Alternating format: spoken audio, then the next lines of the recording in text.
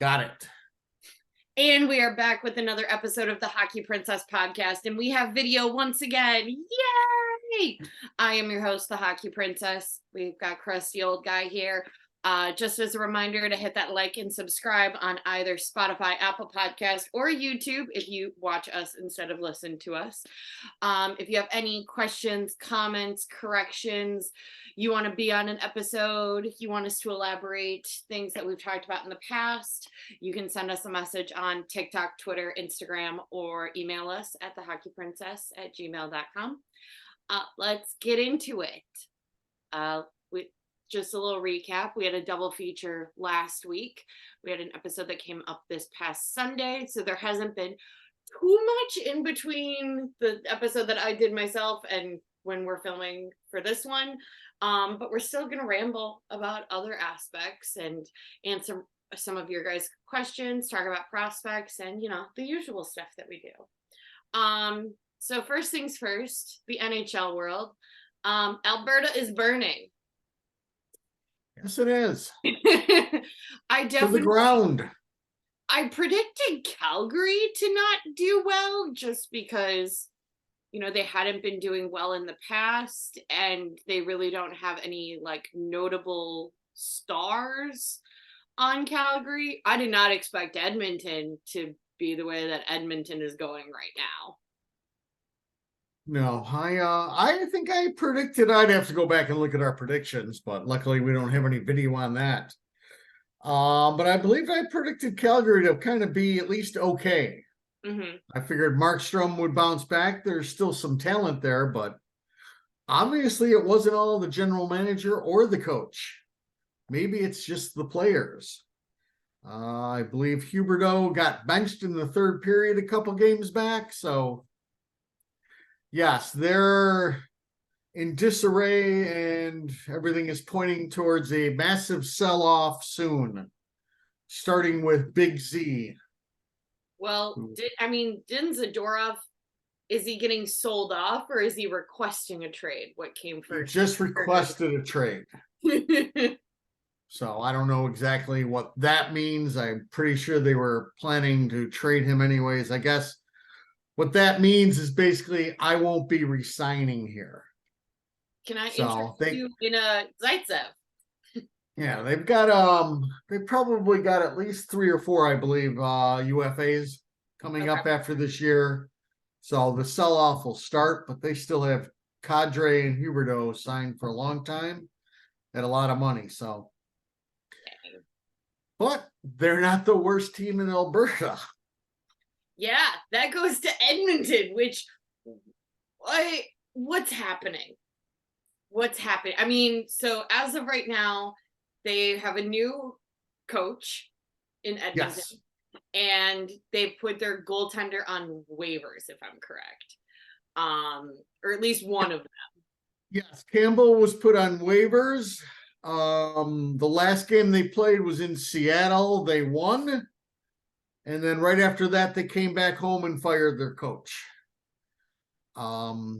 Everything that I've heard is Woodcroft came up with a different kind of system for this year, something to get them ready for the playoffs.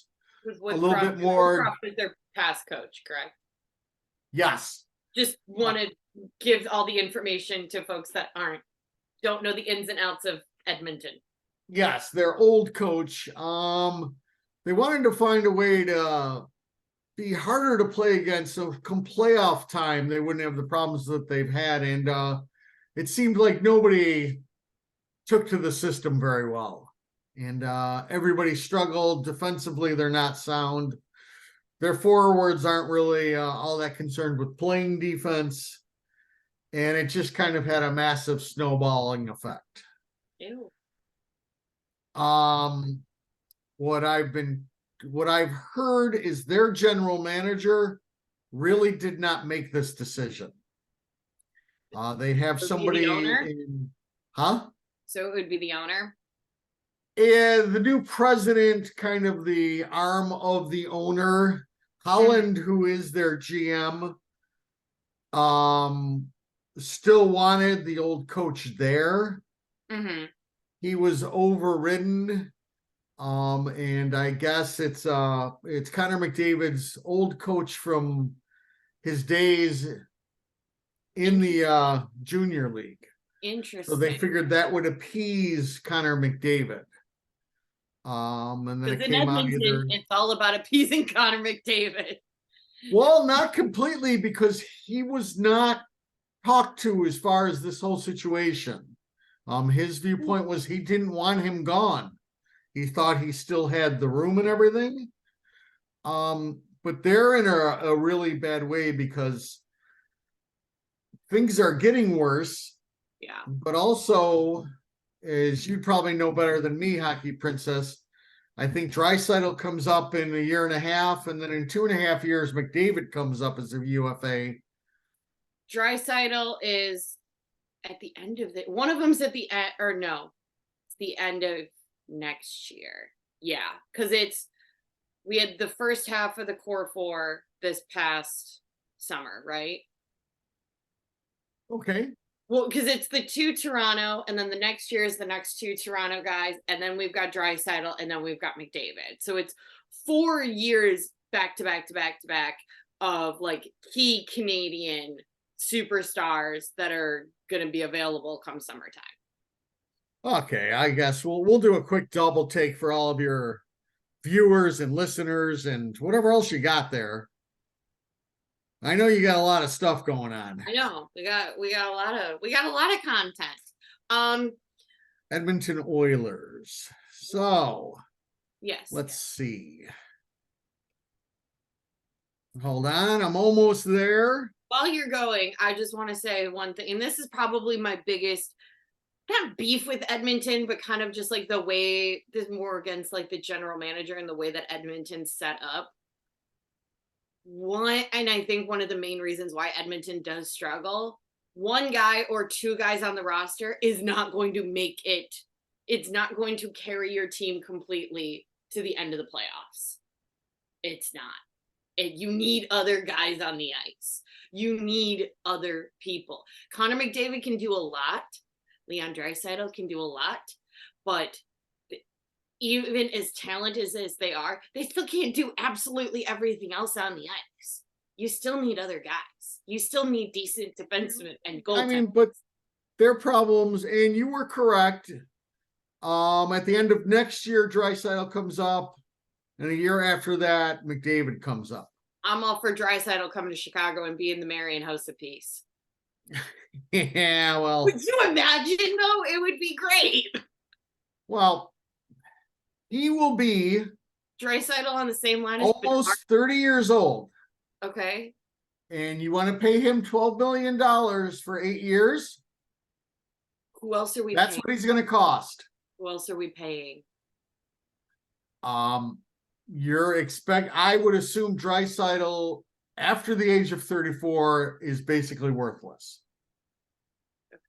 So when you're starting to almost make your run, or at the beginning of it, he becomes a money liability, if you ask me. Listen, it's the delusional part of my brain that wants Leon Draisaitl. Is it going to happen? No. Would it be a good thing for Chicago to get him? No. But do I just want it for the chaos portion? I hear you. Would you imagine? Yes. I hear you. It would be a nice piece. It's going to be a very expensive one, and that's where the problem. Edmonton has other problems. They have Darnell Nurse making 9.25, and he's not worth it either. His defense has really fallen off. They thought that was a great signing. So basically, at the end of the day, they're a mess, but they have, 2 of the top 5 players in the league. So there's still a possibility that they right the ship and get in the playoffs. Maybe. Could you imagine, though, if Edmonton doesn't make it at all? Yes, I can. That's a team that gets a lot of first picks. Yeah. So that's about it on those 2. Yeah, it's a relative shit show in Alberta, and they have other little pieces, but nothing's been able to click. It's just they find different ways to lose. Yeah. Very interesting. Very interesting. I mean, I feel bad for McDavid, but at the same time, like, it's not on him. It's, it's management, not, you know, the signings are a little mismanaged, in my opinion. Like, on a financial aspect and in terms of like longevity for certain players. Like, I feel bad for McDavid, but it's not McDavid's fault. Well, yeah, but at the end of the day, when you look at all of it, mistakes were made and everything, but you still, the last 2 years went into this figuring Jack Campbell, who's never done anything. He's had one good year, and he's 31 years old. Yeah. And Stuart Skinner, who's a 25-year-old who still hasn't accomplished anything. Right. And before that, you had a broken down old man that you thought would regain his glory from the Phoenix days. So you have to have goaltending. And especially when you don't have forwards that play great defense, you probably need even better goaltending. And that's just, it hasn't been addressed since his time there. So interesting. That's just not getting the job done. So if you ask me, so. Are there any other like NHL teams that have surprised you within this first month? Good or bad? Anaheim's definitely surprised me. I mean, I definitely predicted that they were going to be better than last year, but how well they've done this first month has definitely exceeded my expectations. Yes, and they've basically done that without Zegras really doing much. The new kid has played well. Yeah. He was like alternating games, and now he is kind of back to where he's playing more than once. He's playing back-to-backs.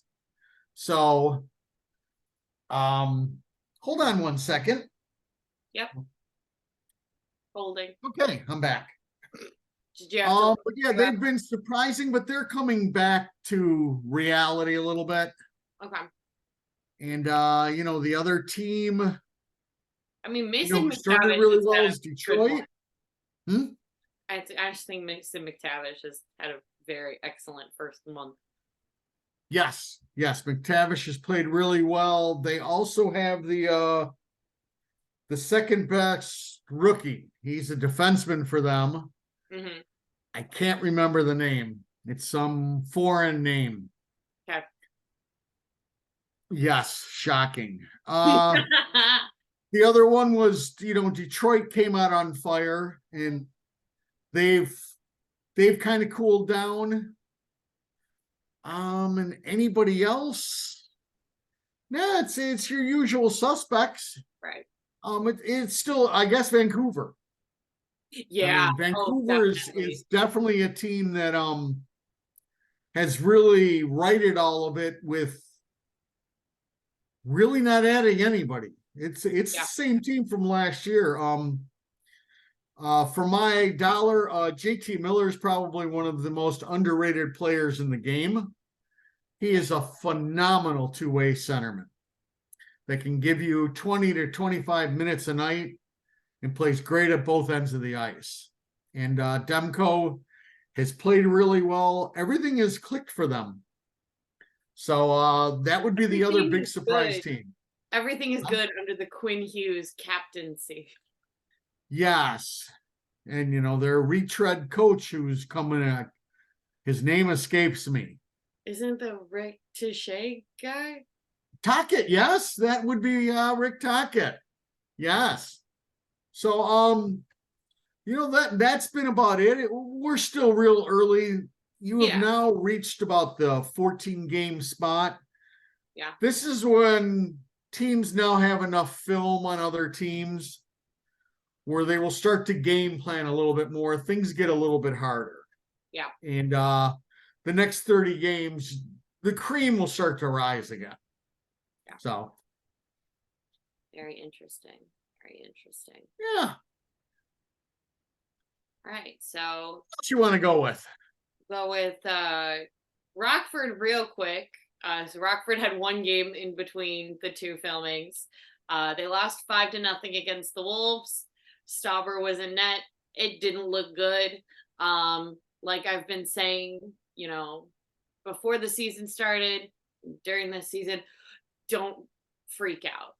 Don't freak out if Rockford isn't looking good this season. They're not meant to look good right now. It is the rebuild. It is a transitional period. It's a lot of guys who, are, fingers crossed, a part of the rebuild plan, and it's their first year out of juniors or not in Europe. It's not going to be pretty. It's not meant to be pretty. And that was probably main game for it. I definitely think this was a game that they should have won, just because the Wolves are either last time I checked, it was either the last in the division or second to last in the division. So that was a game that they should have won against Chicago. But I'm not going to freak out when I see the Ice Hogs lose, because it's still like at least another year before I think they start getting seriously competitive for the Calder. Yeah, and as we've talked about, there's especially the forward position. There's a lot of old veterans on that team. Yeah. So there hasn't been the infusion of the young talent that we'll start to see next year. Yeah. When half that roster will be kids. That's why I can't. Yeah. The game was on after the Hawks game Sunday, and I just couldn't muster up watching it. So that's fair. I will say, one surprising, based off the footage that I've seen, is I think Antti Sorella has definitely surprised me. I think he came into training camp, not really a ton of buzz, because, if they're not Nazar or Bedard, pretty much nobody else was getting buzz going into this training camp. And I feel like, and also European players don't nearly get as much like buzz as guys coming from juniors in terms of like the Chicago press. But Antti Sorella, this is his first year down in Rockford. He's putting up points. He's definitely one of the quieter ones on the roster. You don't hear as much about him compared to like Doc or some of the other like veteran guys, but I don't know where it's gonna go for him, but I like what I'm seeing. Yeah, and well, he's a little bit older than the rest, so I mean, he's one of those guys, if he continues on his path right now, that you could circle for the call up once some of these veterans are traded before the trade deadline. Because you'd like to see what he could do at the NHL level too. You're not worried about rushing him, because I believe he's 21 or 22, but don't quote me on. We're gonna find that out for next week. Yes, we'll put that on the next week calendar. The only thing that I will say about Sorella that concerns me a little bit, and it doesn't concern me necessarily in his performance, but just because of how many other players have this same thing, he is on the smaller side. Yeah, that's something that we could continue to address on this show. We've got a lot of talented players that are not tiny, not DeBrincat tiny, but aren't up to the full NHL size. So all that means is at some point in time you have to use them as pieces to go get size, but you're going to need to figure out something, or you hope that one of these low round draft picks where they went for size somehow makes it. So, but yeah, they've got, I mean, there's some tiny players. We'll see. But definitely a surprise. And he's Finnish, so I'm gonna support him. Yes, you do like your Finnans. I do. I really do. Prospect wise, I know we talked about the Michigan and Minnesota game a lot this past episodes because it was the purpose of the double feature. Hayes had a great weekend. Lardis had a great weekend. Lardis. Yep. Ledwinski had a great weekend. I think Hayes is now 11. I think it's 11 goals in 16 games. And Lardis is 12 out of 17, which is highly impressive, especially for the beginning of the season. Granted, I know it's a long season, but it's nice to get excited. No, there is plenty to get excited about that. If there's no way you could have scripted the way the prospects have come out and play at the beginning of the year. Yeah. Everybody's averaging at least a point a game. And that's also with most of your college players playing pretty gosh darn well also. Yeah. So they're making the steps that they need to, that's for sure. Nobody has really taken a step back, I don't believe. And also another one that we really haven't talked about a ton, well, on the podcast, crusty old guy, and I really like to talk about him, and hopefully we'll get to see him later in the season, is the captain of the Fighting Irish, Landon Slaggart. He has now, in this first month, exceeded his points per game than he did all of last season. I believe he is above 8 goals, and he only scored 7 in the entirety of last season. So he's doing well. Yeah, he's doing well.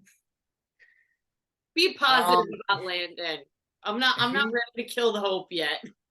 Well, it's just he's not signed, so we'll see what happens with that. I mean, if he's able to show some offensive prowl, that's a good thing, because he's your prototypical like third line player who plays really good D, is a shutdown guy. That's what he did at the World Juniors for Team USA.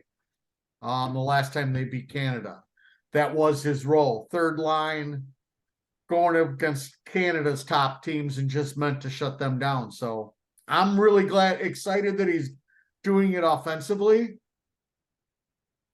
I hope he's in the Hawks' plans, but all he's got to do is hold out a little bit longer, and then he can sign with anybody. So we'll see where that ends up. Which, I mean, even if he does sign with somebody else, I just like the way that he plays. So even if you and me both plays with somebody else, go for it. Rock on. So I think that is all that I have in terms of prospects for the rest of the weekend. Do you have anything notable? As usual, you really always cover all this stuff. I don't know exactly why I'm here at times, but hey, no, I've got really nothing to add. As I said, they're all playing well right now. It's all good. Yeah. But again, it's early in their young careers, so. Well, and it's early in the season, but it's still nice to. I don't think last year we saw this much, points per game in progress this early. Right. So it's definitely, it is a long season, but it's still nice to see, because because we didn't see this as much at the beginning of last season in terms of progress or prospects. But I feel like most of our prospects sort of decided to shine at World Juniors and then going into the CHL playoffs last year. That's where you saw most of, with the exception of Connor, who is shining at the age of 15. But I feel like it was pretty much junior or World Juniors to the end of the playoffs. So, all right, we've done Rockford, we've done prospects. You want to do some questions, or do you want to talk about the 2 games? Do questions, and then we can talk about the games, and then wrap her up or do whatever we need to do. Perfect. All right.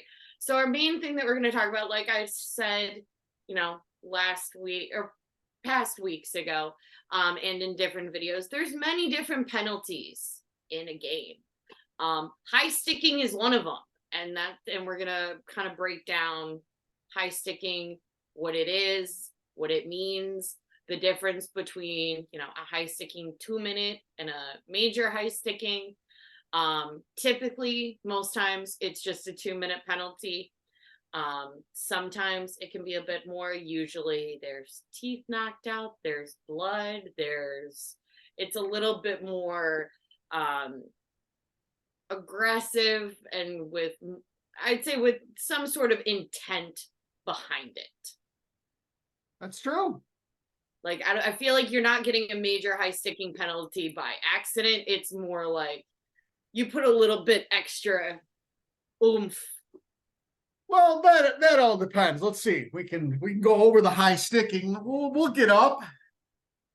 Okay. Hold on. We hope we don't fall off the chair. We can grab our Duncan Keith stick. Now we have our Duncan Keith stick. Basically high sticking. You get your stick up. Come on, everybody at home playing along. Yep. You get your stick up high. Woo! Yes. Usually it's somewhere in the face area. Hits them like this. Hits them like that. Comes up under the visor. All right, that was my excuse to get down my hockey stick. Now, based off of the height of the person that you're hitting, or the person who holds the stick, they can't lift it up to a certain point. It's basically anything over your shoulder. Okay. They can then decide to call high sticking. So right, they really aren't supposed to call high sticking if somebody's ducking way down and the stick comes up. There's no high sticking if somebody's taking a shot, and then with the follow through of that shot, it goes above. They hit somebody in the face. Oh, that's not a high stick either, or the follow through of a pass. Okay. So those are kind of the follow through of a pass. You are right. It's still going to be a judgment call. Yeah. Because most of the time your slap shot's going to go up and around. Yeah. Whereas a pass really shouldn't. So high sticking is broken down to two categories. It's basically a high sticking minor, or it's a high sticking at home. 2 minutes. 2 minutes. Minor penalty is 2 minutes.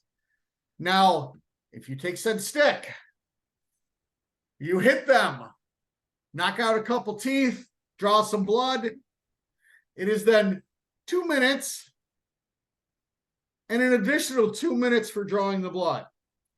What they call, not a Richard Nixon, nobody knows who Richard Nixon is.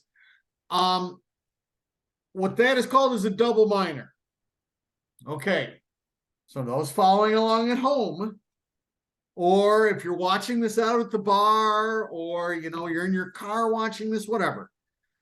Basically, it's a 2 minute penalty with another 2 minute penalty on top of it. Now, if the opposing team who's got the power play scores within the first 2 minutes, these 2 minutes go down, but these 2 minutes stay. And there's still another power play for 2 minutes. The only other thing that happens with a high sticking, they can consider it a major. A major penalty is 5 minutes. So a high sticking major, they decide it's a 5 minute. Nobody comes out of the box for the 5 minutes because it's a major. That is the only time you're going to see that is if somebody, for a high sticking, is if somebody loads up. They're like tomahawk chopping. And I see Batgirl has a question. For those who don't know, you remember Rutu's first game as a Hurricane? Yes, he got scarred. Elias, could that something, I don't know if that was a 5 minute major, but could something like that where it's that much blood and that much of an injury be potentially a 5 minute major, or is something like that still going to be a double minor? It usually be a double minor. The major is there's intent. There's intent. The officials figure there's intent to harm. Okay. So it's out. It's like premeditated. We don't support here on the Hockey Princess podcast. Yeah. So a lot of the high sticking penalties that you'll see is somebody trying to lift the stick and they miss and it comes up and clips the guy, or they're just trying to wrap around and it comes up. That's what most of them are. Now, if they see a tent where there's a definite swing to the head, then the major will come into play. I don't think I've really seen too many of those. No, the one major was a tripping major when Pawlowski had his head bleeding and everything. Oh, yeah. So it's stuff like that. You'll see a boarding major where somebody really gets railroaded and they think it's intentional. It's Was that so Seabrook? Was Wisniewski on Seabrook? probably. I mean, the whiz hit on Seabrook, which Or Seabrook just yes, but that was basically that was a player who was at about the blue line who skated all the way down behind the goal just to hit somebody. After he saw Seabrook's hit on somebody, which ended up being clean, but he caught a glimpse of it, thought it was a dirty hit. He just took 10 strides and railroaded them into the boards. They consider that the intent. That's why it's a 5. Usually stuff like that, then it could be a 5, a 10 in a game. So there was a Campbell one also. I feel like the Ovechkin hit? Yeah.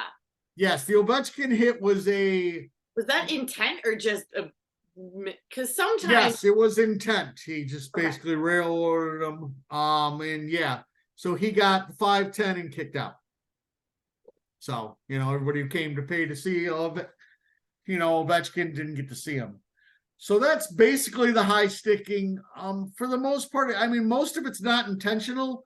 Right. But the way the NHL operates is you have to be in control of your stick all the time. Makes sense. So if the stick comes up and clips somebody in the face, that's on the player, no matter what. So hopefully everybody understands that. Thank you for letting me get down my stick. It was really fun. We're gonna have to do like demonstrational videos with our sticks. Well, then we should find actual hockey players. Maybe we can get somebody who actually plays hockey and knows the game, and they can come on and show you other things. Absolutely. All right. That was our main question for this episode. Okay.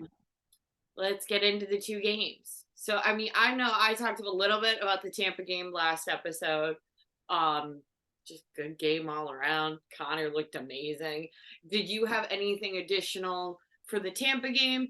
If not, take us through the Florida game.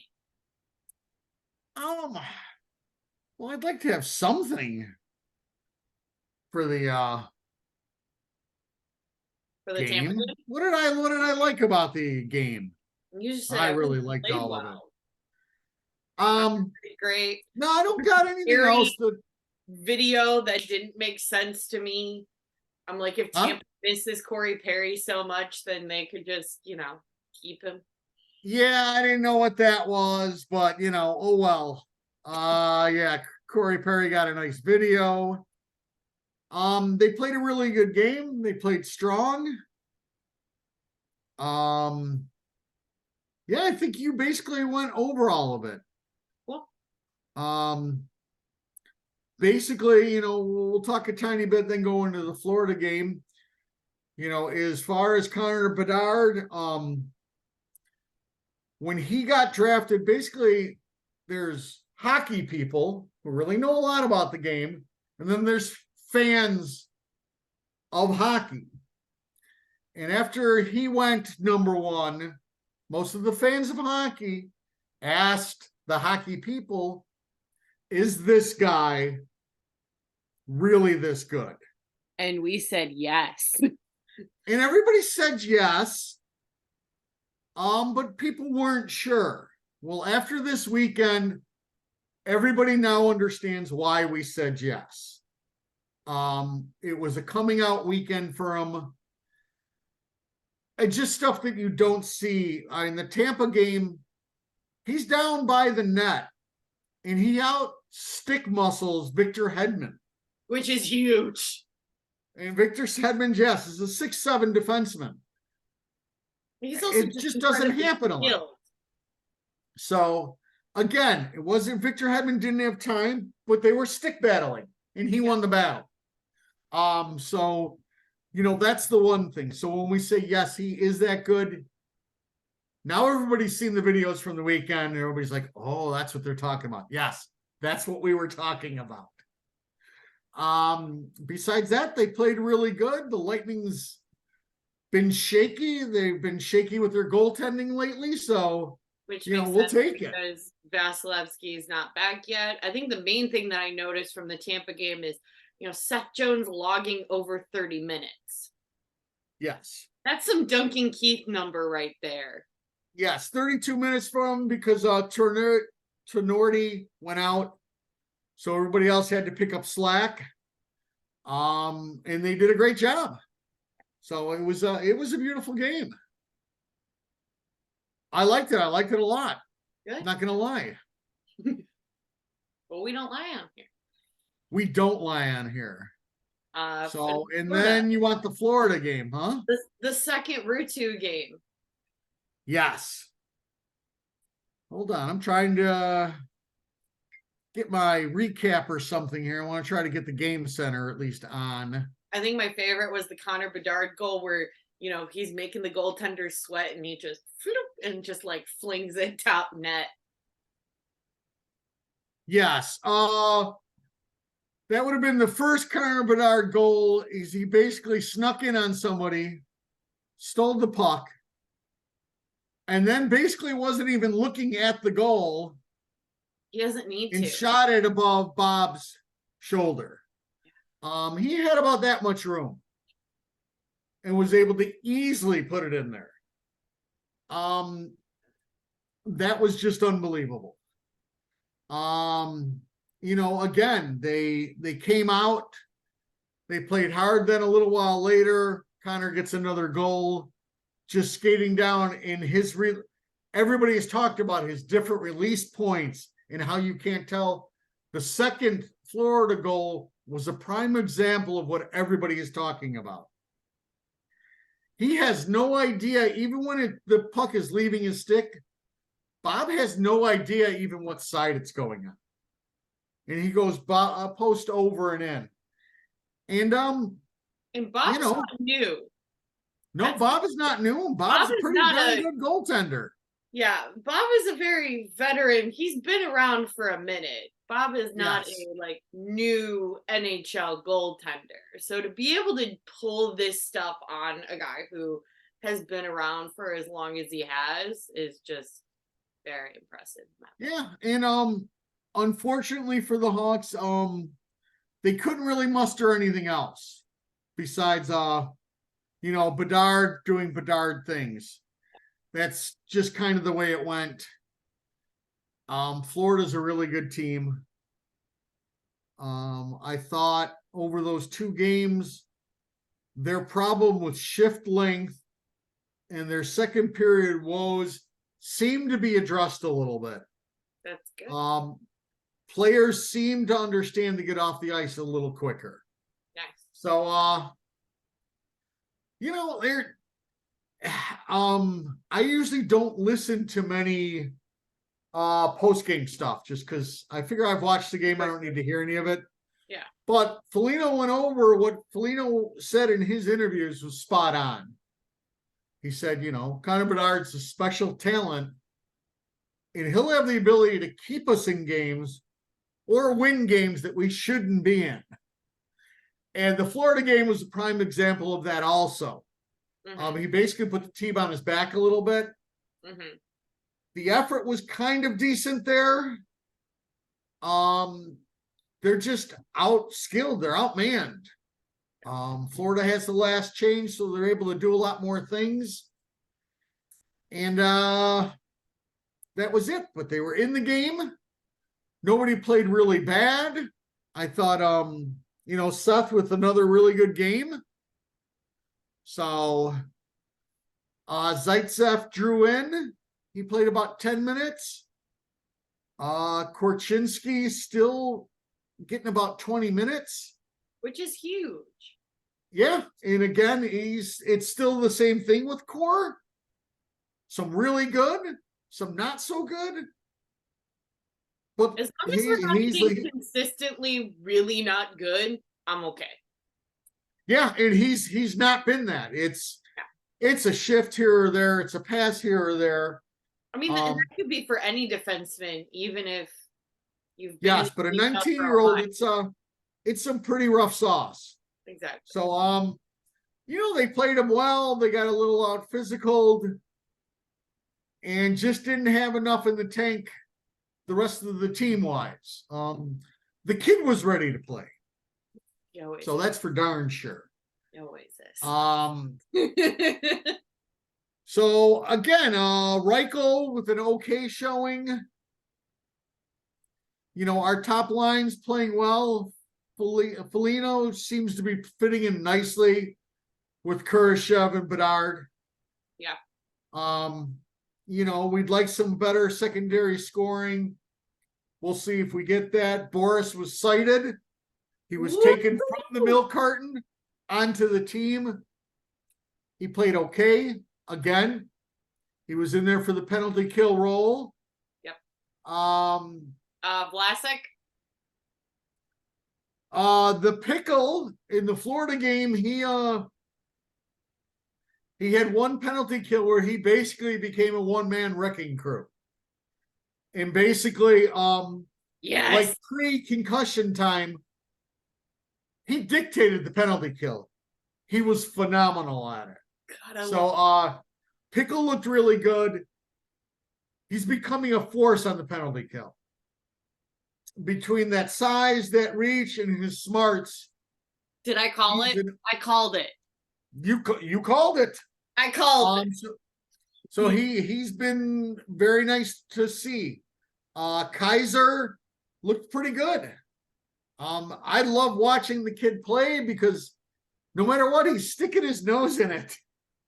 It's the effort. His nose might get smacked sometimes.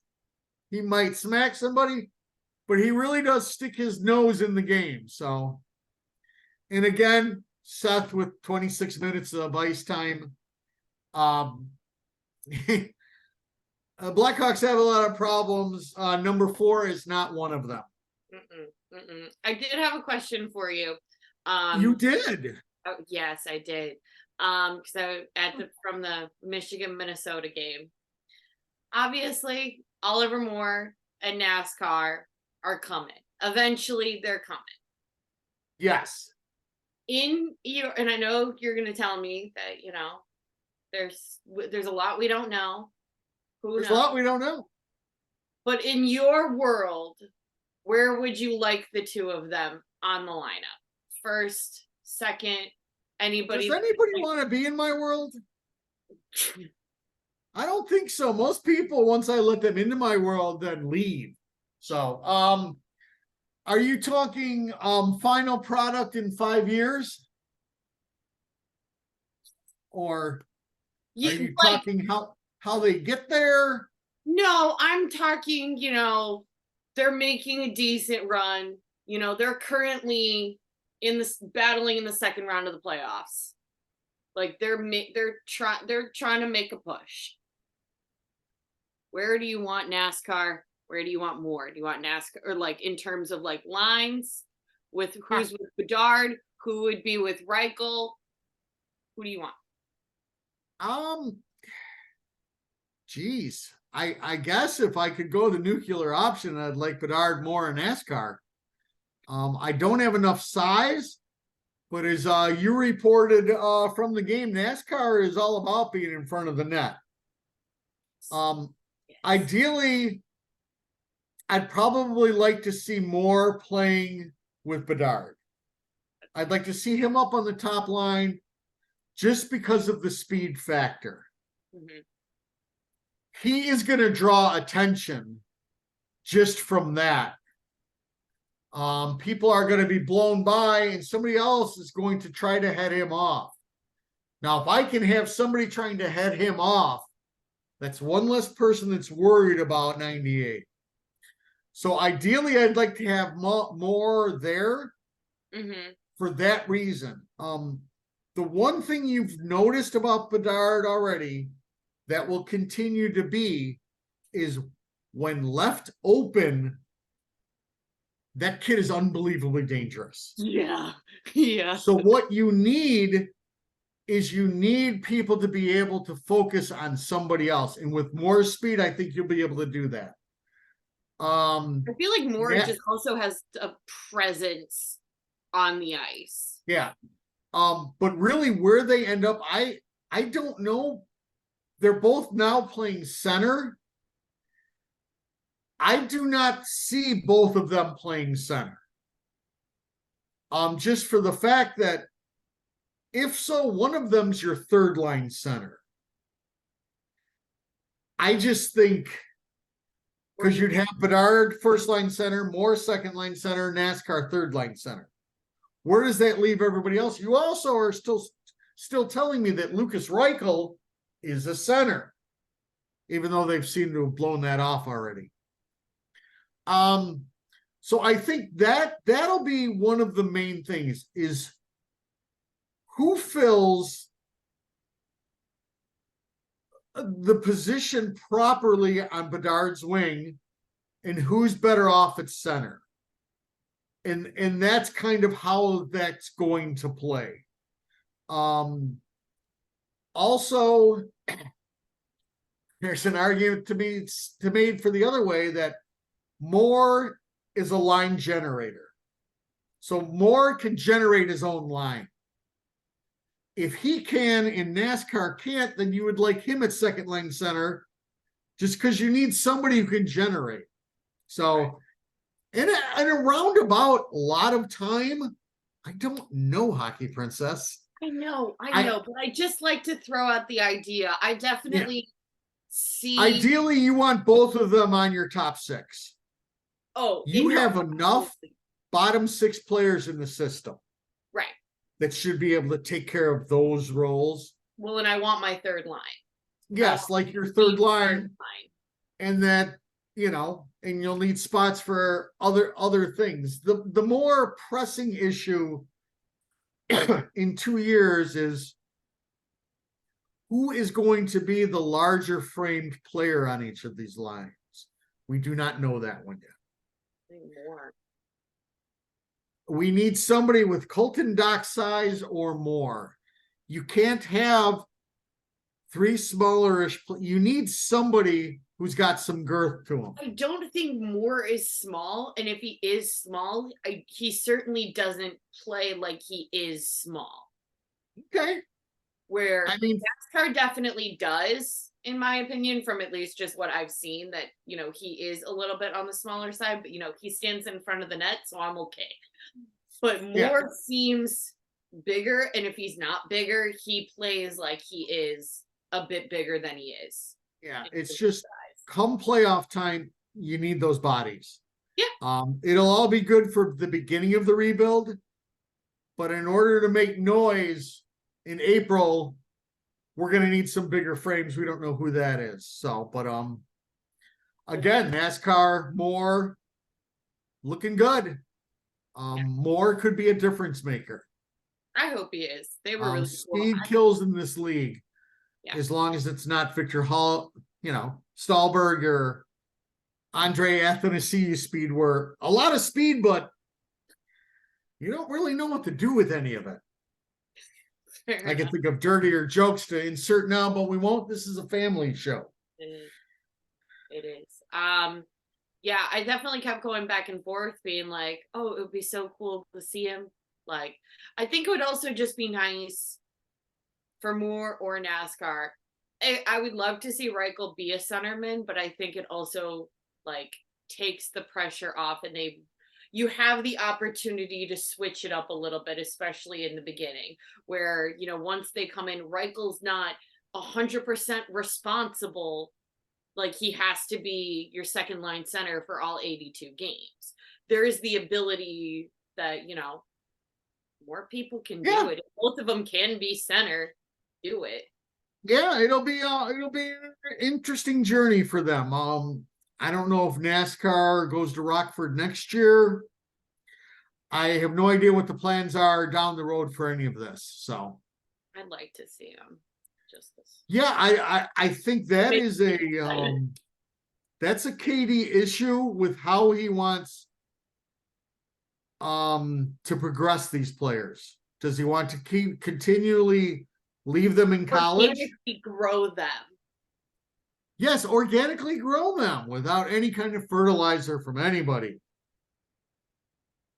Nobody's saying that Corey Perry is fertilizer. So I think automatically we're not organically grown. But that'll be their big decision. If they want to bring them and bring a lot of kids through Rockford, or they're good programs right now, do they keep them there? But time will tell. That's all I got on the games. Yeah. Again, Florida was a decent game. It's a better team than us. Yeah. So that's all that I really have for this episode. Anything else you'd like to, any new additions into Krusty Corner, or are you satisfied with everybody right now? I'll give a little Krusty Corner because Krusty Corner is about what's getting in my crawl a little bit, and I guess we'll do this again. Is in my Krusty Corner on my little soapbox. Hop on the little soapbox. It is not Seth Jones's fault that he is making $9.5 million. Ah, yeah. It is not Seth Jones's fault that we gave up 2 first-round draft picks to get him. Okay? Seth Jones has been our best defenseman. He is doing everything that he's asked of.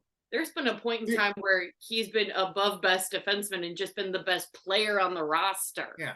There is no reason to take out all of your anger of what happened a couple years ago out on the man still. Yeah, no. Okay? He is playing fine. He's playing great. He's Find playing a better than different any angry people could. Find a different whipping boy. Okay? That's what I'd like to tell everybody from the corner. There we go. There we go. And the only other person that would have been in is Connor Bedard, but I figure I'll be able to. He not in a bad way. The corner is not about punishment. It's also about shedding light on the good that people do. It's not that I am just some old guy who's yelling all the time. Are you sure? I'm a nurturer. Okay, are we done here? Yeah, we're good. All right. Just a reminder to wait for whistle. Oh yeah, wait for the whistle. Don't get up while puck's in play. Make sure to like and subscribe on Apple Podcasts, Spotify, or YouTube, depending on however you watch or listen to us ramble about hockey. If you have any questions, concerns, want us to elaborate something more, send us a message on Twitter, TikTok, Instagram, or you can email us. Otherwise, we will be back next week. And then we will see, and you guys will hear from us then. Hooray!